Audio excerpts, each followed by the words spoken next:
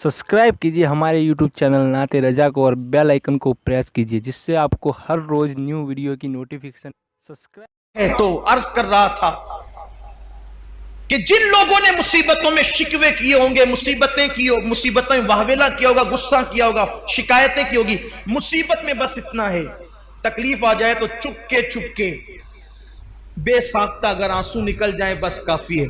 चिल्लाना नहीं, वावेला नहीं करना, आए नहीं करना, बैन नहीं करना, नोहा नहीं करना, कपड़े नहीं फाड़ना, बाल नहीं नोचना, कोई मुसीबत हो, बीमारी हो, ये हो वो। मेरे लूम के सेठ लोग तो मेरे गुंबदो मीनार के शहर में रहते हैं, जिससे भी मुलाकात हुई 95% लोग हमेशा परेशान ही रहते हैं। अल्लाह के बंदो कभी तो शुक्र कर लिया करो।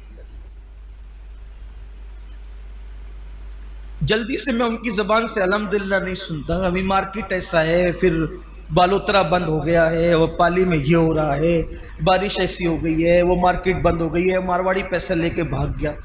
अरे अल्लाह के बंदो क्यों किसी को सुनाते? जितना इसको सुना रहे उतना मुसल्ले पे बैठ के उसको सुना। मसला जहां हल होना है सुनाना भी वहीं चाहिए, बाकी रहे ये वो तो फिर अल्हम्दुलिल्लाह कह के आगे बढ़ो। अच्छा, एक बात मैं और भी देख रहा हूं कि जब किसी से पूछा जाता है तो लोग कहते हैं अल्हम्दुलिल्लाह अला कुल्ली हाल,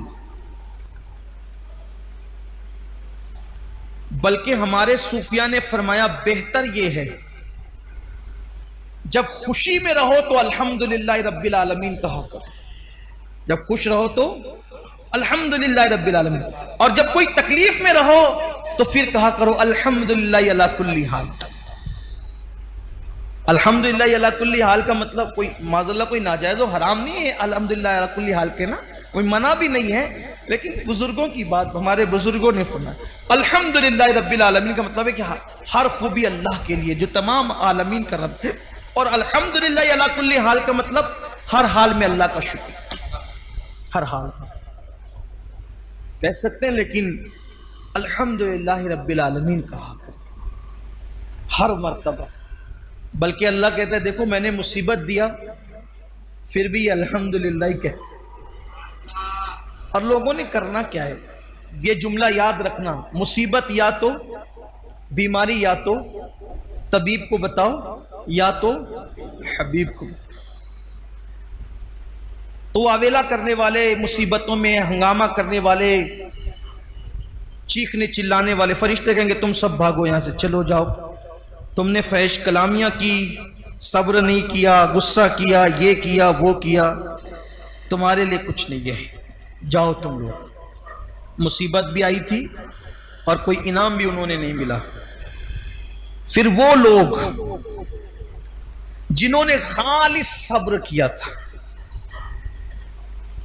खालिस सब्र, ऐसा सब्र किसी को कुछ नहीं कहा, आंसू भी आए तो खामोश खामोश आए, निकल गए, चले गए, फिर अल्लाह फरमाएगा इन सब को लाओ और लेकर के चलो।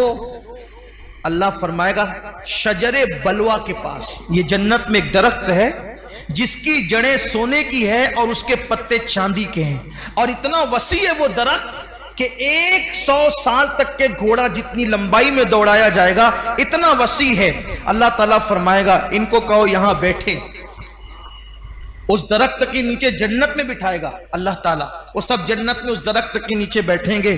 फिर अल्लाह तबारक व ताला अपने हुस्न से नकाब हटाएगा जैसा कि उसकी शान है, और अल्लाह फरमाएगा अब मेरा दीदार करो, और मेरा दीदार करो इसलिए कि दोस्त तो दोस्त ही से गुफ्तगू करता है, यार यार ही से बातें करता है, अब मुझसे बातें करो और मैं तुमसे बातें करूंगा। फिर अल्लाह तबारक व ताला अब उनसे गुफ्तगू फरमाएगा, कलाम फरमाएगा जैसा कि उसकी शान है। अल्लाह फरमाएगा ऐ मेरे साबिर बंदे और बंदियों, जब मैंने तुम पर आजमाइश डाला था तो तुम मेरे नजदीक जलील न थे, तुम मेरे नजदीक रुस्वा न थे, बल्कि मैंने तुम पर मुसीबत इसलिए डाली थी, तुम तो इज्जत वाले थे, लेकिन मैं तुम पर मुसीबत और आजमाइश इसलिए डालता था ताकि मैं तुम पर मुसीबत और आजमाइश डाल करके तुम्हारे गुनाहों को खत्म कर दूं और उस मुसीबत की बरकत से तुम्हारे गुनाहों को मिटा दूं, तुम्हारे गुनाहों को खत्म कर दूं। लेकिन ऐ मेरे बंदो, तुमने वो सारी मुश्किलें, सारी मुसीबतें मेरी मोहब्बत में झेली। आज मैं तुमको बेहिसाब अजर अता करूंगा, बेहिसाब सवाब अता करूंगा। और फिर उसके बाद अल्लाह तबारक व तआला फरमाएगा, ऐ नाबीना लोगो, ऐ कोड़ वाले, ऐ जुजाम वाले, आओ। और अल्लाह तबारक व तआला उनसे फरमाएगा, अल्लाह अकबर, कि जिसको एक बीमारी थी उसको एक झंडा दो, जिसको 2 मुसीबत थी उसको 2 झंडे दो, जिसको 3 मुसीबत थी उसको 3 झंडे दो। तो जिसकी मुसीबत जितनी होगी उसको उतने झंडे दिए जाएंगे। ऐसे झंडे जो उमरा और हुक्मा के साथ साथ चलते हैं इज्जत के लिए। और फिर उनको अल्लाह अकबर जन्नत से निकालकर मैदान महशर की जब वो सैर कराई जाएगी, तो जब मैदान महशर की सैर उनको कराई जाएगी तो महशर वाले देख के कहेंगे, ये इतनी इज्जत, इतने वकार, इतनी शान और शौकत के साथ जो आ रहे हैं, ये कौन से नबी हैं, ये कौन से शहीद हैं। तो उस वक्त कहा जाएगा, ना ये नबी हैं, ना ये शहीद हैं, ना ये शहादत का मकाम पाते हैं, ना ये अंबिया के गिरोह से हैं, ये वो आम लोग हैं जिन पर अल्लाह ने दुनिया में मुसीबतें डाली थी, आजमाइश डाले थे, और अल्लाह के लिए इन्होंने सब्र किया था। अल्लाह ने इनको आज ये मकाम अता फरमाया और आज अल्लाह तबारक व तआला ने उनको ये अजमतें अता की। उस वक्त लोग तमन्ना करेंगे, काश हम पर भी कोई मुसीबत आती, और हत्ता कि ऐसी मुसीबत आती कि अल्लाह अकबर हमें कैंचियों से काट दिया जाता। और फिर उसके बाद फिर ये होगा, अल्लाह फरमाएगा, ले जाओ इनको जन्नत के दरवाजे पे ले जाओ। वो जन्नत का दरवाजा खटखटाएंगे, मालिके खाजिने जन्नत हजरत रिजवान कहेंगे, कौन हो तुम लोग?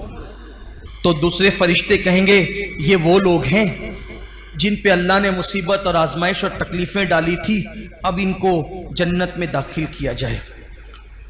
तो वो कहेंगे कि अभी तो पूरे लोग कब्र से उठे भी नहीं। ये दूसरी रिवायत पढ़ रहा हूं, अभी तो ये लोग, अभी पूरे लोग कब्र से उठे नहीं, अभी मीजान नहीं रखा गया, अमाल नहीं तोले गए, अभी सब लोग कब्रों से बाहर नहीं आए, अभी मैदान महशर गोया के पूरी तरह से सजा नहीं, और तुम ये कहते हो कि इन्हें जन्नत में दाखिल करो। तो कहेंगे, ये अल्लाह का हुक्म है। अल्लाह ताला ने ऐलान किया है कि जिन पे अल्लाह ने आजमाइश, मुसीबत और तकलीफ दुनिया में डाली थी और उन्होंने सब्र किया था, अल्लाह ताला उनका नामे अमाल खोलेगा ही नहीं, उनका नामे अमाल मीजान पे रखा ही नहीं जाएगा, उनसे कुछ हिसाब ही नहीं होगा, उनसे कुछ पूछा ही नहीं जाएगा, उनसे कुछ नहीं कहा जाएगा, और वो सीधा जन्नत में दाखिल होंगे।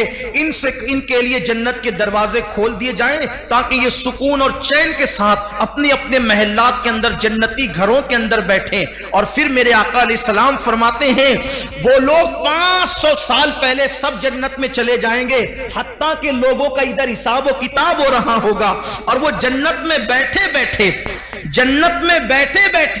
वो सब मुशाहिदा कर रहे होंगे हिसाब व किताब का।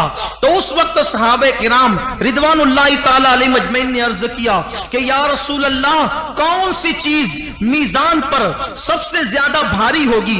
या रसूल अल्लाह, कौन सी चीज मीजान पर सबसे ज्यादा भारी होगी? तो मेरे आका सल्लल्लाहु अलैहि वसल्लम ने फरमाया कि सबसे ज्यादा अगर कोई चीज मीजान पे भारी होगी तो वो आजमाइशों पे सब्र करना भारी होगी, और जो दुनिया में जितना सब्र करेगा अल्लाह उसके लिए पुलसरात को उतना चौड़ा फरमा देगा।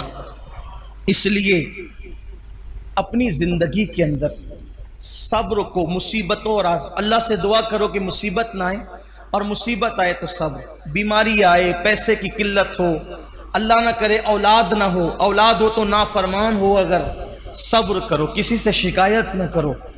आखिरी में अर्ज करना चाहता हूं, अगर कोई मुसीबत आती है तो मुसीबत अल्लाह के करीब करने के लिए, अगर हम मुसलमान हैं, मोमिन हैं, अल्लाह के पसंदीदा बंदे हैं, तो मुसीबत अल्लाह से करीब करने के लिए। जैसे लोहे के अंदर लोहे को जब भट्टी के अंदर डाल दिया जाता है तो भट्टी से निकलने के बाद लोहा कैसे चमकने लगता है, ऐसे मोमिन आजमाइश और मुसीबत की भट्टी में डाला जाता है, चमकने लगता है।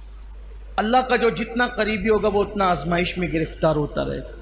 जब आजमाइश में आ जाओ तो अल्लाह से दुआ करो कि अल्लाह हमें सब्र दे।